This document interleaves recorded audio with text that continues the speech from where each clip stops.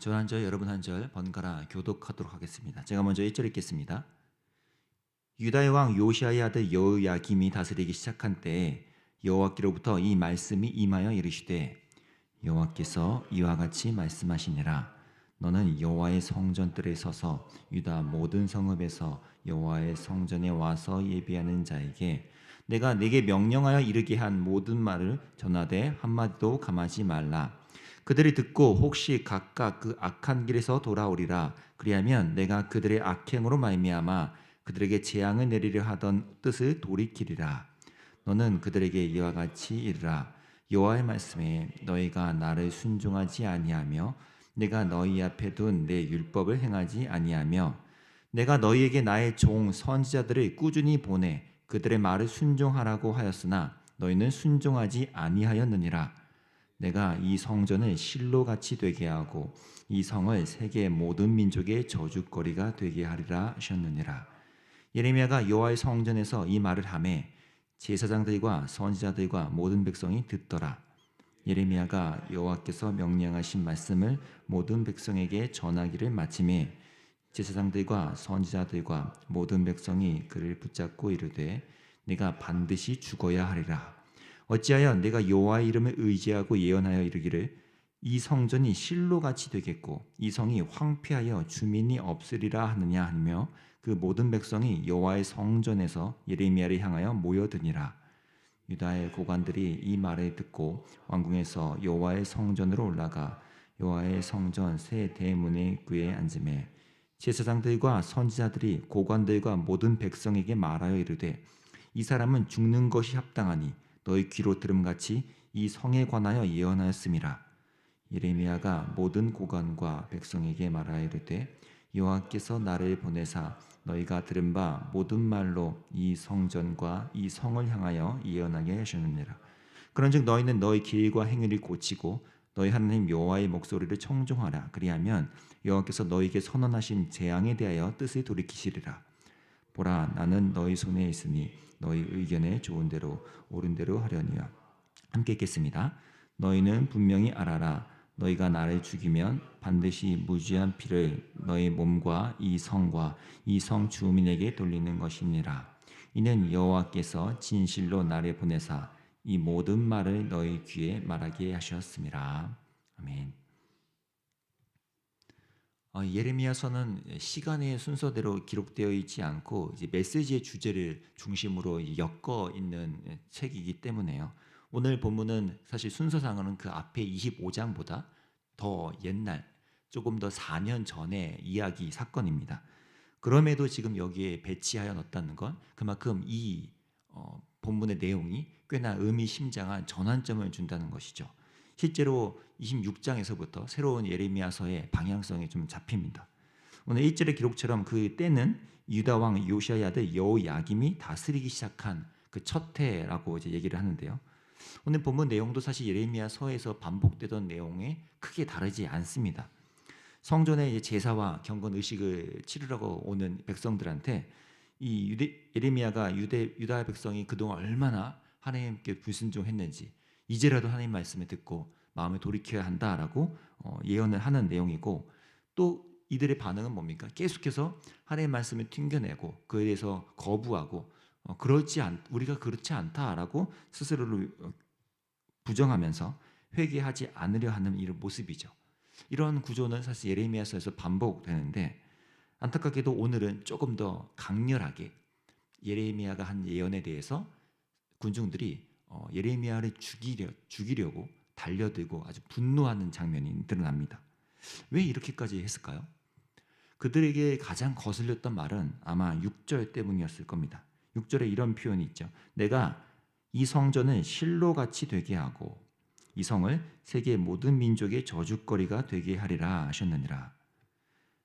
지금 이들이 믿던 하나님이라면 어떤 하나님이어야 하냐면 무슨 일이 있어도 하늘이 무너져도 성전이 망하는 일은 없어야 되고 예루살렘이라는 우리의 이 하나님의 사랑하는 도시 여기가 황폐해진다? 있을 수가 없는 상식입니다. 그런데 그런 그들에게 지금 예레미야가 전한 말은 성전이 실로같이 되고 예레미야가 황폐하게 된다 하니 이건 이 성이 완전 그렇게 무너지고 수치스럽게 된다는 건 말이 안 되는 거니까요. 특히 여기서 실로같이 된다는 이것은 이 유다 백성들의 아픈 과거의 상처를 건드리는 말이거든요. 예전에 그 사무엘상 4장에서 이 실로에 대해서 실제 일어났던 사건이 기록되어 있는데 그 당시에는 성전이 아닌 성막이 있던 때죠. 실로에 바로 그 성막이 있었습니다. 그때도 제사장을 비롯해서 많은 이들은 제사와 율법을 다 행하는 모습은 보였지만 실제는 하나님의 말씀에 따르지 않는 불순종을 보였기 때문에 하나님이 실로, 그러니까 성막에서 떠나시는 일을 하셨고요. 그로 인해서 실제 그 실로는 나중에 블레셋에 의해 처참하게 무너지게 되었습니다. 그 참담한 상처와 아픔이 이들의 기억 속에 있는데 실로를 언급하는 것도 어쩌면 금기시되는 그런 상황이었을 것인데 감히 예레미야는 성막이 그러했던 아픔을 겪었던 것처럼 이 성전 또한 하나님이 떠나시고 실루처럼 무너져 사라질 것이다 라고 얘기를 해버리니 이거는 화딱지가 나는 얘기죠. 이들이 예레미야를 죽이자라고 분노할 수밖에 없는 꽤 타당한 근거가 바로 여기 있었던 겁니다. 그리고 그들이 누굽니까? 오늘 2절 맨 끝에 이들이 어떤 생활을 하고 있었는지가 나오죠. 너는 여호와의 성전들에 서서 유다 모든 성읍에서 여호와의 성전에 와서 예배하는 자에게. 매일같이 성전에 들락날락거리고요. 뭐 오늘날로 따지면 수요 예배, 무슨 예배는 다 빠지지 않고 항상 예배 드리러 나오는 이들입니다. 소위 말해 경건적으로 보이는 행동들을 끊임없이 해오는 이들을 향해서 지금 이런 말을 하고 있으니 이 말을 듣는 이들이 이걸 받아들이기가 너무나 어려웠던 거죠. 근데 안타까운 건 뭡니까? 우리는 제3자의 입장에서 이들을 이렇게 바라보고 있지만 그들 입장에서 스스로는 경건한 하나님의 백성이잖아요. 그러니 이 하나님의 말씀에 대언한다는 예레미야의 말이 이게 진짜 하나님의 말씀이라고 받아들일 수가 없는 거예요. 실제는 그들은 여전히 하나님 말씀에 따르지 않고 있는데 내 몸은, 내 생활은 하나님 말씀대로 성전에 들어갔다 나오고 제사를 드리고 율법에서 요구하는 바를 행동하고 있기에 나는 하나님의 백성이지 라고 생각하고 있었다는 것이죠. 정작 그들은 하나님의 율법을 지키지 않고 성전은 들락날락거리는, 그러니 그 성전이 사실 그냥 건물 덩어리만 될 뿐일 테고요. 하나님이 선지자들을 통해 말씀하셨지만 그것을 듣지 않으니 그들은 완악한 듣지 않는 이들로만 여전히 머물러 있게 되는 이 현상 아니겠습니까? 근데 이런 현상은요, 오늘날에도 동일한 원리로 우리에게 적용될 수 있다는 것입니다. 정작 하나님의 말씀을 듣고 행하지 않는다면 우리가 교회라는 곳을 다닌다 할지언정 그 교회라는 건물 덩어리에 불과하게 되고요. 하나님의 백성이라고 우리가 자칭할지는 몰라도 정작 하나님의 말씀에 수용하고 거기에 나를 깨트리며 훈련하는 모습이 일어나지 않는다면 우리는 여전히 내 아집에 갇혀 이들처럼 하나님의 말씀을 튕겨내는 것에 익숙해질 수 있다는 것입니다. 저는 거기에 있어서 굉장히 섬뜩함을 느끼고 있어요. 왜냐하면 이들이 얼마나 하나님의 말씀을 외우고 가르치고 공부했겠습니까? 누구보다 열심히 했던 그들인데 정작 하나님의 말씀에 따르지 않을 수 있다는 이 사실이 얼마나 섬뜩한지요.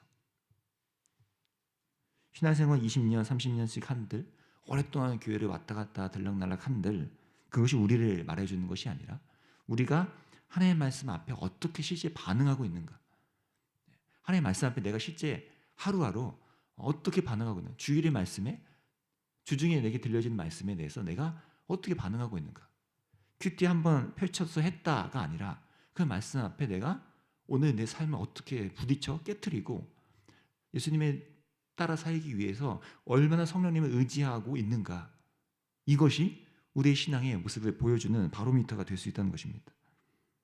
한편으로 오늘 본문은 반대편 관점도 말합니다. 예레미야의 모습이죠.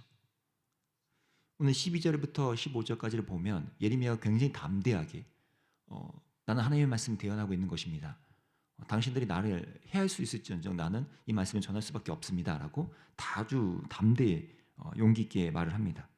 이 말은 이제 예수님이 예전에 제자들에게 했던 말씀을 떠올리게 하는데요. 몸은 죽여도 너희 영혼의 능히 멸하지 못하는 이들을 두려워하지 말고 몸과 영혼의 능히 지옥에 명할 수 있는 무슨 두려워하라. 이 말씀을 상기시킬 만한데요.